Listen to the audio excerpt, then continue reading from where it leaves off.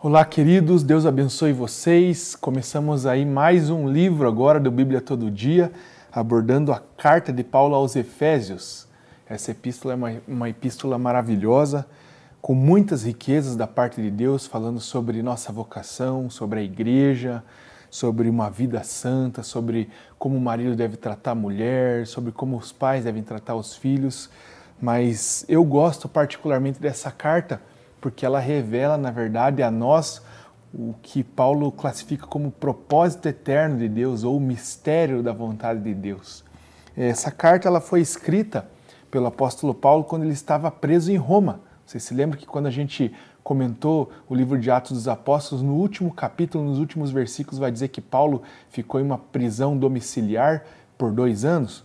Então, os estudiosos acreditam que foi nesse momento que o apóstolo Paulo escreveu a carta aos Efésios. Existem algumas coisas muito importantes aqui nos 3 primeiros capítulos, que é o que nós vamos comentar hoje, e eu gostaria de falar já sobre o que diz o versículo número 4.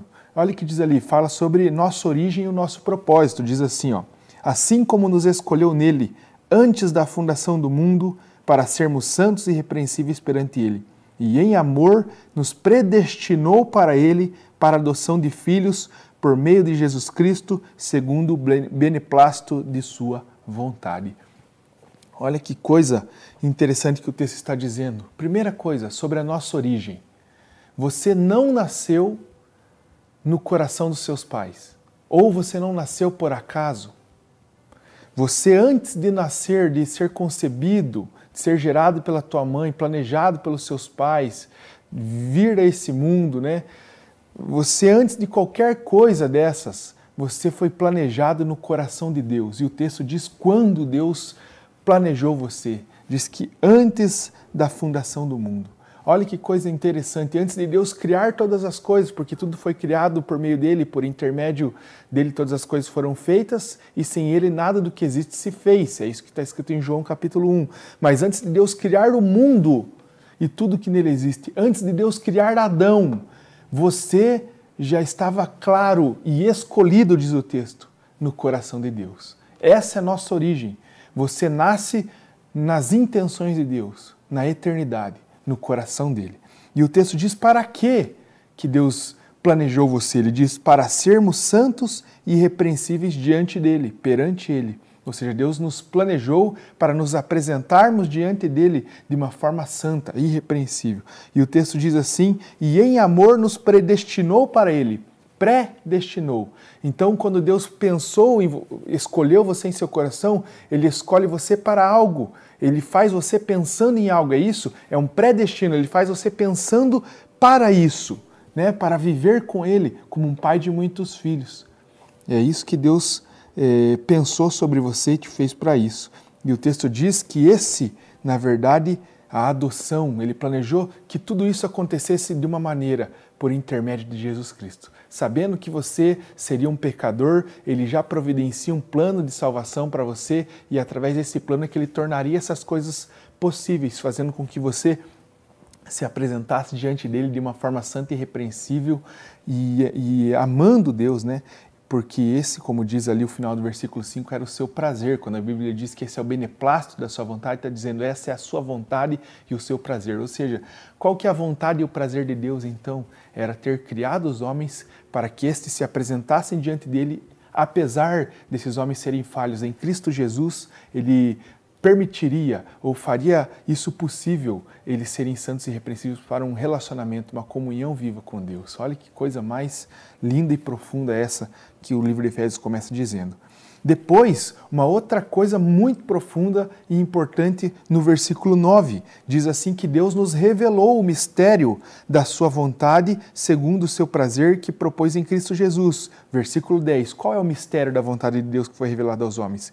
Convergir nele, na dispensação da plenitude dos tempos, todas as coisas, tanto as do céu como as da terra. Se algum dia alguém perguntar para você, qual será que é a vontade de Deus? A vontade de Deus não é mais um mistério, né? Ela é um mistério para o homem, é um mistério para o homem perdido, para o homem caído, mas para aquele que nasceu de novo, né? Foi feita uma nova criatura em Cristo Jesus e recebeu o seu Espírito. A igreja de Jesus, para a igreja de Jesus, a vontade de Deus não é mais um mistério. Olha o que diz aqui. A vontade de Deus foi desvendada, diz o versículo 9. A vontade de Deus é convergir em Cristo, ou seja, em outras palavras, colocar todas as coisas do céu e da terra debaixo da autoridade de Cristo Jesus. No céu, as coisas já estão debaixo da autoridade de Cristo, mas na terra, Deus quer operar isso, essa é a vontade de Deus. Ele quer fazer com que todas as coisas venham a convergir para a autoridade de Cristo, essa é a vontade de Deus. Tanto que Cristo também nos ensina isso na oração do Pai Nosso, lá em Mateus capítulo 6. Lembra que ele diz? Para que a tua vontade aconteça na terra como ela já acontece no céu, porque no céu as coisas já acontecem conforme a vontade do Filho, mas na terra ainda não.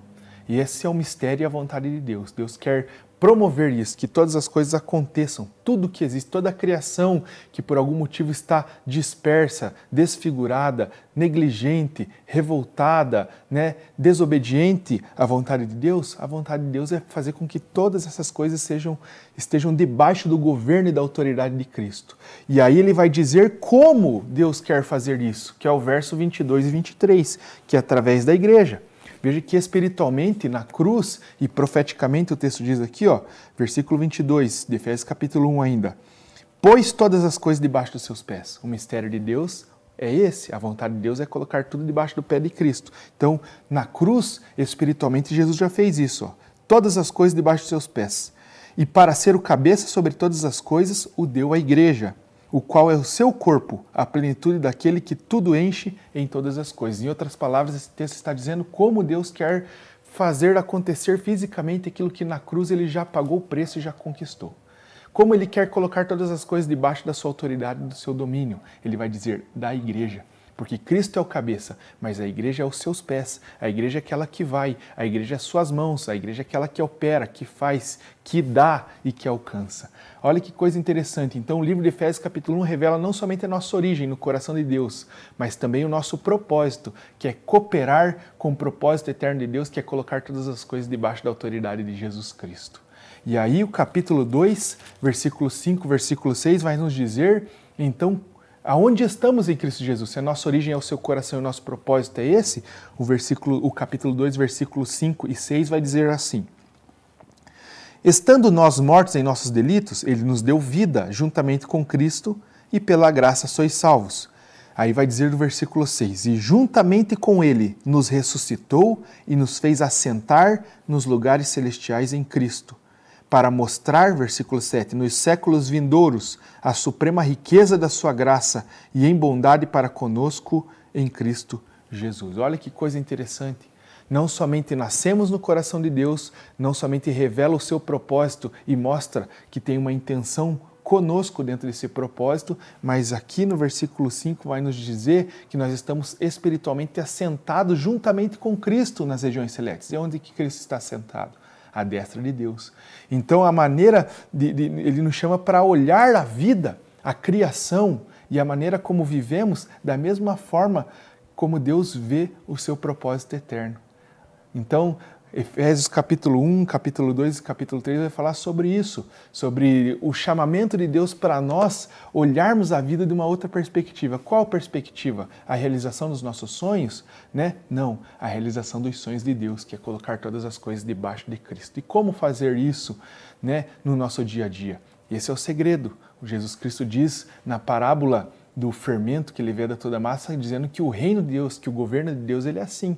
Ele esconde medidas de fermento e essas medidas de fermento vão levedar toda a massa. Você é uma medida de fermento de Deus escondida na sociedade para fazer com que o lugar que você está, que Deus te plantou, você coloque de alguma maneira essas coisas debaixo do governo de Cristo, através do seu testemunho, através do Espírito Santo operando poderosamente através de você, através da pregação do Evangelho com a sua vida. É assim que Deus pretende, que Deus quer colocar as coisas debaixo da sua autoridade, usando nós, a sua igreja. Deus abençoe você. Até o próximo vídeo.